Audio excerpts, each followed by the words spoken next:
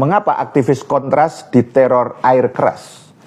Wakil Koordinator Komisi untuk Orang Hilang dan Korban Tindak Kekerasan Kontras, Andri Yunus, mengalami serangan penyiraman air keras oleh orang tidak dikenal. Demikian pernyataan tertulis Badan Pekerja Kontras yang diterima BBC News Indonesia Jumat 13 Maret siang. Apa yang sesungguhnya terjadi? Pertama, serangan penyiraman air keras itu mengakibatkan terjadinya luka serius di sekujur tubuh, terutama pada area tangan kanan dan kiri, muka, dada, serta bagian mata, kata Koordinator Badan Pekerja Kontras, Dimas Bagus Arya. Menurut Dimas, peristiwa tersebut terjadi pada Kamis 12 Maret malam, sekitar pukul 23 waktu Indonesia Barat. Saat itu Andri Yunus baru saja selesai melakukan perekaman siniar atau podcast di kantor Yayasan Lembaga Bantuan Hukum YLBHI Jakarta. Tema podcast saat itu adalah remilitarisasi dan judicial review di Indonesia. Dimas menjelaskan Andri Yunus segera dilarikan ke Rumah Sakit Cipto Mangunkusumo RSCM Jakarta untuk mendapatkan penanganan medis. Dari hasil pemeriksaan, Andri mengalami luka bakar sebanyak 24%, ungkapnya. Atas serangan penyiraman air keras tersebut, menurut Dimas, pihaknya menilai ini merupakan upaya membungkam suara-suara kritis masyarakat, khususnya para pembela HAM. Kedua, Dewan HAM Perserikatan Bangsa-Bangsa PBB juga menyatakan sangat prihatin atas serangan air keras yang mengerikan terhadap Andri Yunus. Mereka yang bertanggung jawab atas tindakan kekerasan pengecut ini harus dimintai pertanggungjawaban. Para pembela HAM harus dilindungi dalam pekerjaan penting mereka dan dapat menyuarakan isu-isu kepentingan publik tanpa rasa takut, kata Komisaris Tinggi PBB untuk HAM OHCHR Volker Turk dalam akun X di Indonesia. Menteri HAM Natalius Pigai juga mengecam aksi penyiraman air keras yang dia sebut sebagai tindakan premanisme itu. Tidak boleh membiarkan premanisme hidup di negeri ini.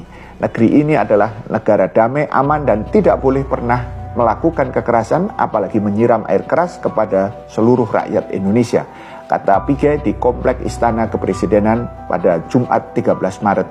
Selain itu, Pigai juga meminta aparat kepolisian untuk mengusut tuntas kasus penyerangan itu sebagai bentuk rasa keadilan kepada korban dan keluarga. Ketiga, Andri Yunus dan aktivis lainnya aktif membahas tindak lanjut laporan investigasi Komisi Pencari Fakta mengenai aksi Agustus 2025. Korban sebelumnya pernah mengalami beberapa kali teror dan intimidasi, utamanya pasca aksi geruduk Fairmont untuk aksi menolak rancangan Undang-Undang TNI pada Maret 2025 yang lalu, ungkap Kontras dalam rilisnya. Keempat, mantan penyidik KPK Novel Baswedan berujar bahwa Andri Yunus merupakan aktivis yang bekerja untuk kepentingan publik.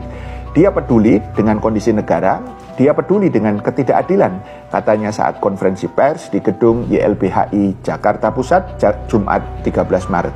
Bagi Novel yang juga menjadi korban penyiraman air keras pada 2017, menilai serangan kepada Andri merupakan percobaan pembunuhan.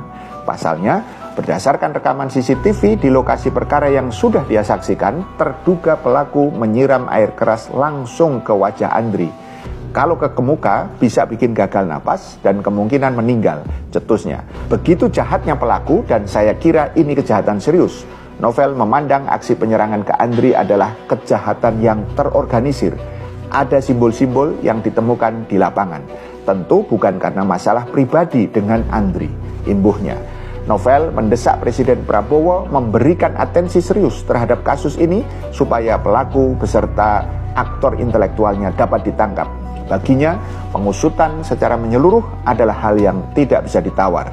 Senada dengan itu, Direktur Eksekutif Institute for Criminal Justice Reform (ICJR) Erasmus Napitupulu berkata, penyerangan itu dapat diproses sebagai percobaan pembunuhan terencana. Tindakan teror seperti ini adalah wujud sikap pengecut dan tidak boleh membuat ciut nyali siapapun yang melakukan kritik atas berbagai kebijakan yang timpang dan menyimpang. Faham? Sampai di sini, salam melek politik.